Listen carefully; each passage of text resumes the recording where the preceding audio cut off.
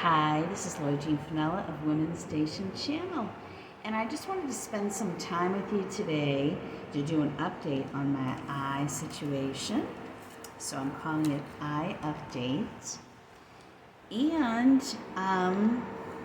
let's see, I have to write notes here. Okay, so the condition of my eyes, I've been doing well. I do take some supplements. They're called AREDS 2 in my eye doctor, who I have to travel 2 hours to see because he's the first doctor that found my condition and treated my eyes. So I don't want to let him go, of course. He's the only one that gave me a CT scan, and he's monitoring my eyes with a CT scan. I guess forever or something. So, and I guess if he finds something, he'll give me shots in my eyes to prolong, keep my vision normal. Though I think I do have some characteristics already for those of you who don't know, I have macular degeneration in both eyes. It was thought to be one eye, but then I found out after the CT scan, it's both eyes, and it was done in the doctor's facilities of the organization that I go to, and I didn't pay a penny for it. My insurance covered everything. My insurance has been really, really good to me, and they're very expensive tests to have, so I'm just really grateful. That's why I travel that far to go to this doctor, because he takes my medical situation seriously. And so the condition is, I still get very tired. I don't go out. I don't know if I'm looking at the camera. I'm thinking if I look up there, I'm looking at the lens of the camera, so I'll keep looking up there. I don't go out and do too much. I really monitor how much I do in a day.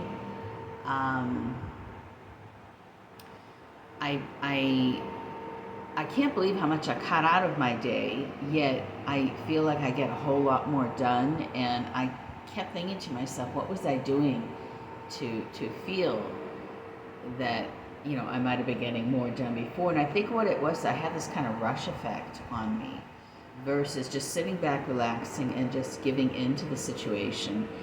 And so when I get up, I always make sure that I've had a good breakfast. I don't even ask question to myself as to sitting down with the cold tea bags on my eyes, whatever tea I've been drinking, which I always drink now, honey vanilla chamomile tea. It's one of the few chamomile teas that I can get down, and I enjoy the taste. So I put the tea bag that's left over from the night before into the fridge, and I just let them pile up till there's 3. And I like to put one on the middle between my eyes. It seems to relieve the stress of my mild brain injury from anesthesia that I suffered in 1990, and some further head trauma from abuse. But it just alleviates the stress, and I'm sure now for my eyes too, that have the condition that I think it's fighting now. And so I put it on my eyes. So I do that, and I'll do about 30 minutes of light work or meditation from Rebecca Campbell. I love her. And I feel that's really necessary in my life. I really connect to just letting go, and I really feel myself get in a deep meditative state doing that. So I do that. Then I make sure I have a good breakfast. So I usually make homemade bagels. I'll have something like that, and I make myself a smoothie. And it's pretty imperative in my smoothie that I have like a super seed right now that I do that has like hemp seeds, chai seeds, and flax seeds in there.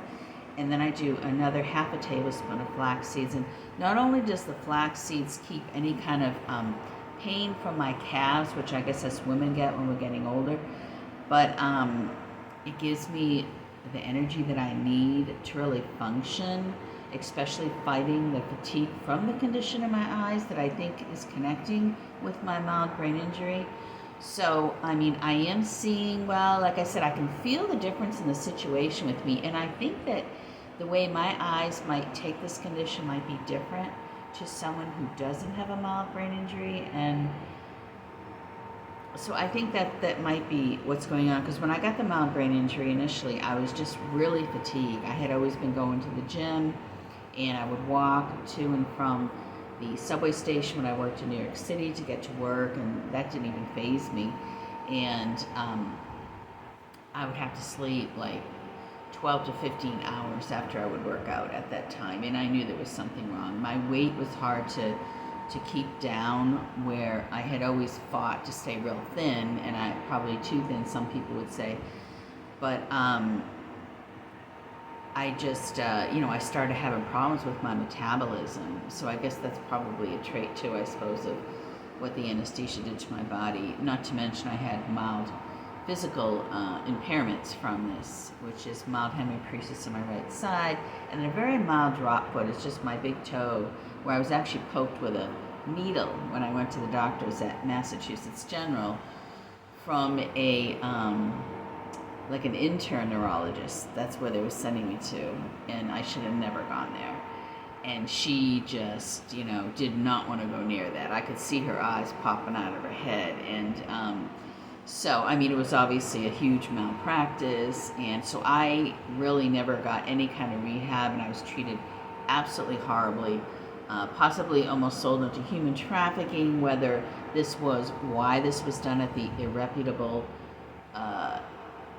place that when I got the initial anesthesia injury from in New York City, or not. So all these things that are going on with me throughout my life, now that I have this eye degeneration, it's just hitting me differently.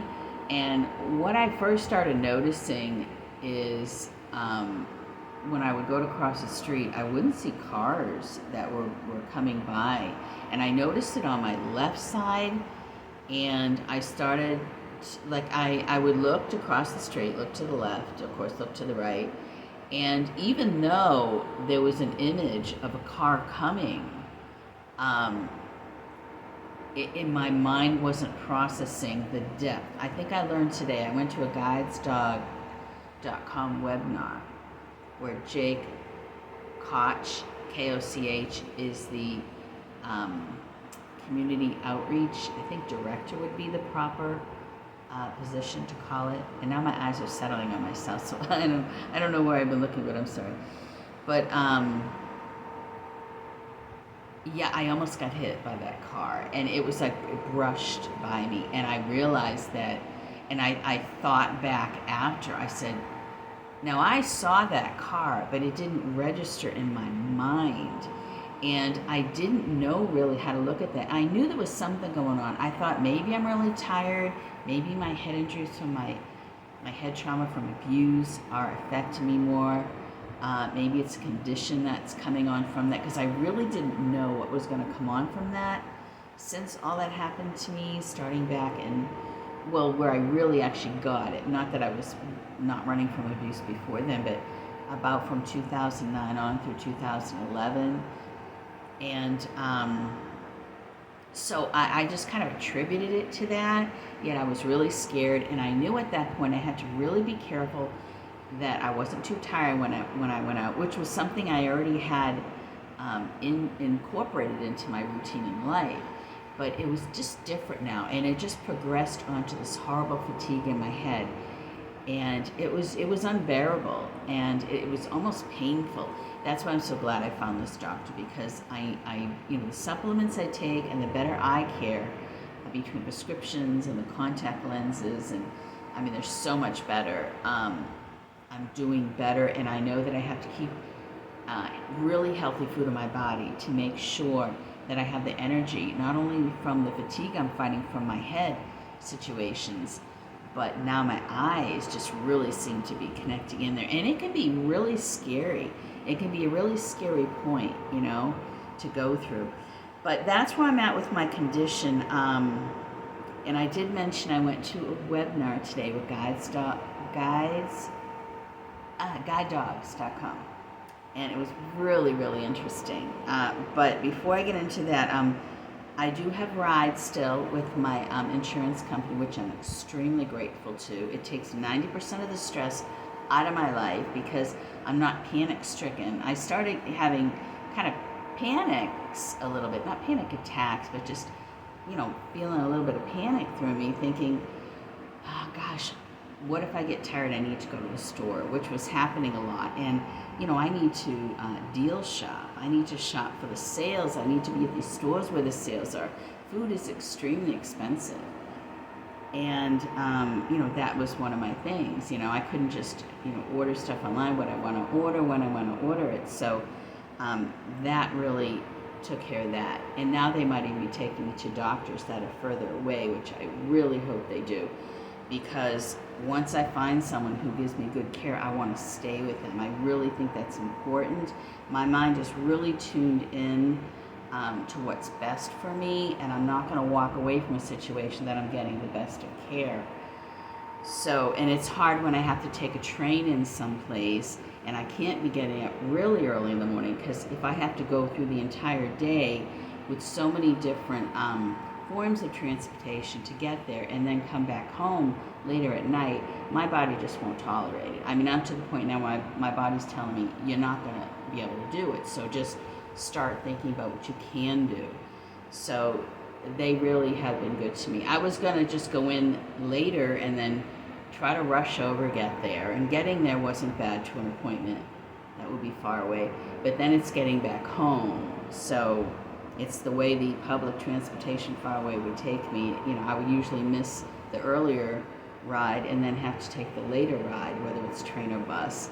And then I worry, trying to wait for a cab home, because I've had one cab already almost take me for a joyride, and I just thought, I don't want to deal with this. And we hear about these companies and the things they do, and I don't want to be one of them.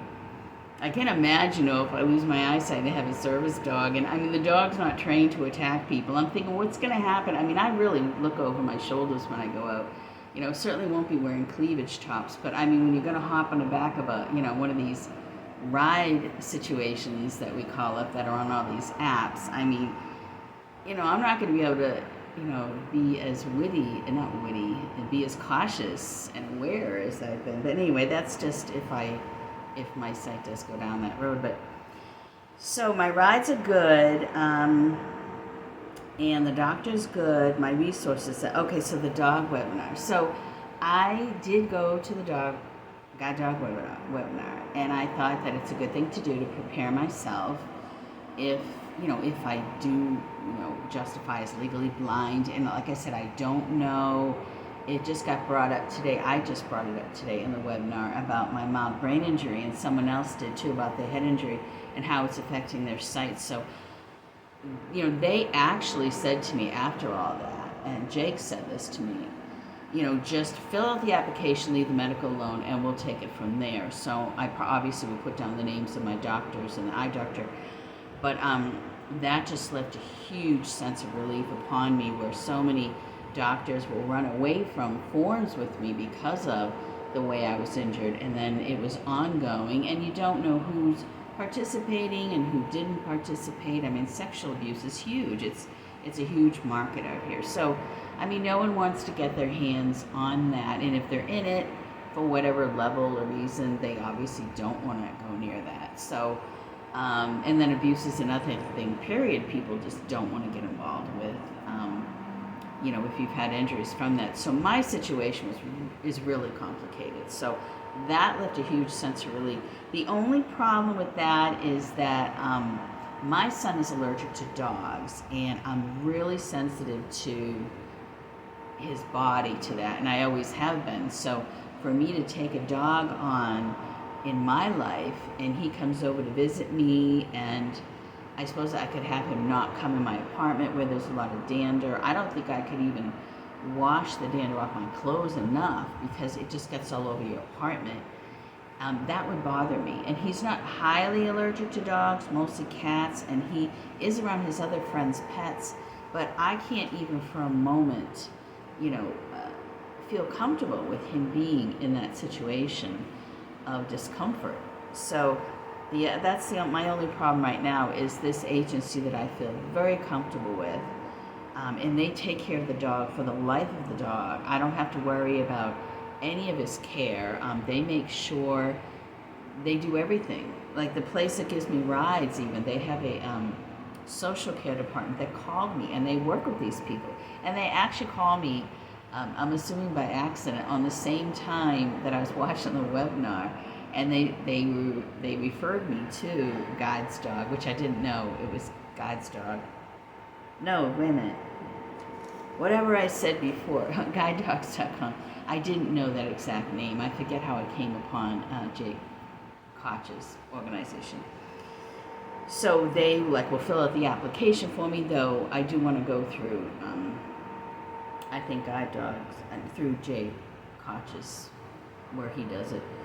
I don't know where that is. Could be the same thing, but on that website. But I just like the fact that I leave it in his hands, and I like the fact that the dog is taken care of. I mean, they put the dogs out to clean their teeth, and this is a requirement, is to have the dog's teeth clean, so they make sure that they see the vet once a year. They even, I think, oh no, that's another place that pays for the dog food, I think. They might even pay for the dog food, but I asked them to please send me some other places that deal with Labradoodles. So he did send me some links, and most of them, they don't take care of the care of the dog. And that really concerned me, because I don't want to take a dog that I can't take care of the way they want him to be taken care of. And I completely understand. I mean, if we have a regular dog around the house, when he doesn't feel well, we'll take him in. I mean, some may take them to the vet once a year. I don't know of many people that do a whole lot of that with their animals. But the fact that these dogs have to be checked like people, because they're, a service dog, and they want to make sure that they're putting a reliable dog in our home that's going to take care of us. They take it really serious that these dogs are protecting us, especially whether for eyesight, because that can be extremely dangerous.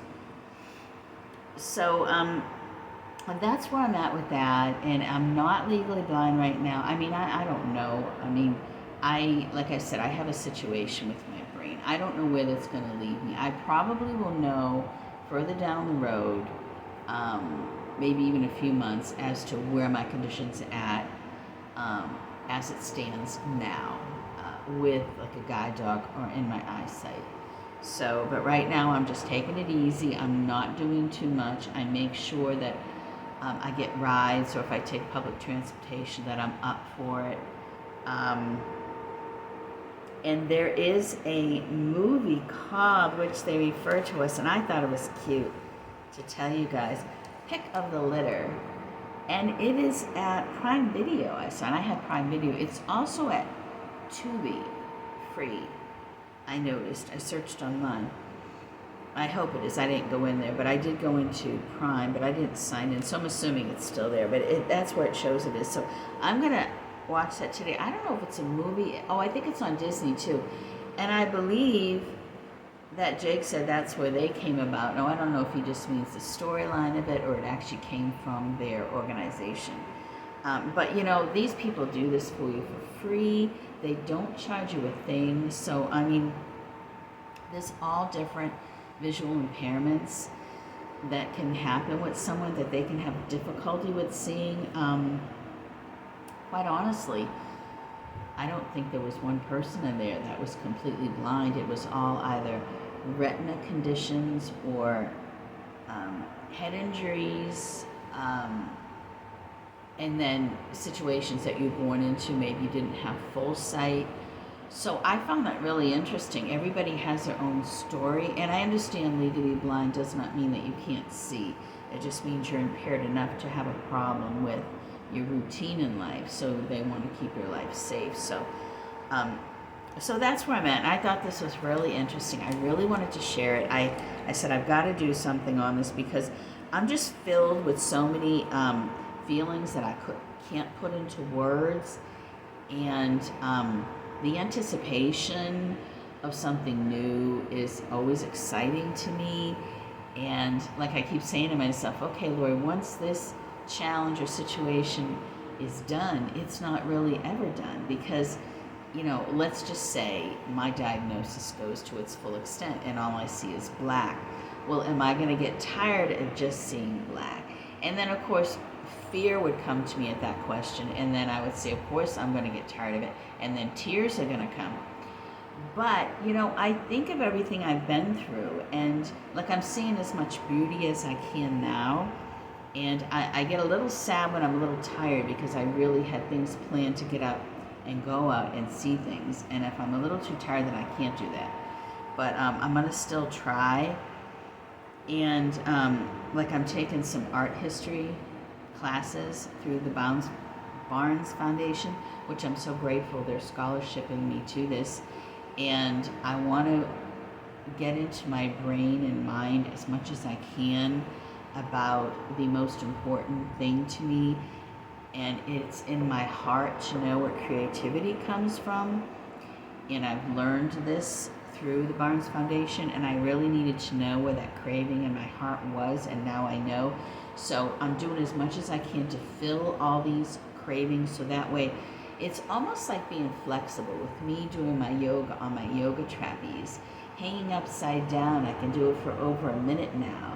And I'm touching the ground upside down, and I'm doing my back bends and pulling one foot behind the other on one side and hoping to get both feet held onto, which it looked impossible, but I keep doing these almost. And so once you're in that mode of your heart and your body,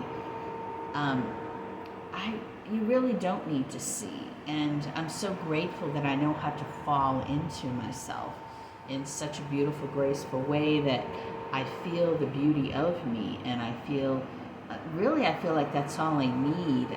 If I keep the beauty of me then within me, then I'm perfectly happy. So let's hope that works out if I do go to the full extent of blindness.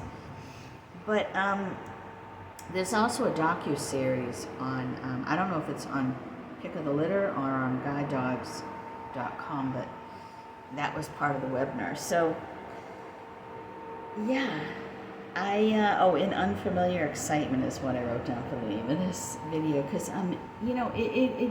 it just left me with an unfamiliar excitement. And as weird as it might sound, that's kind of where I'm at now. So I wanted to share that with you.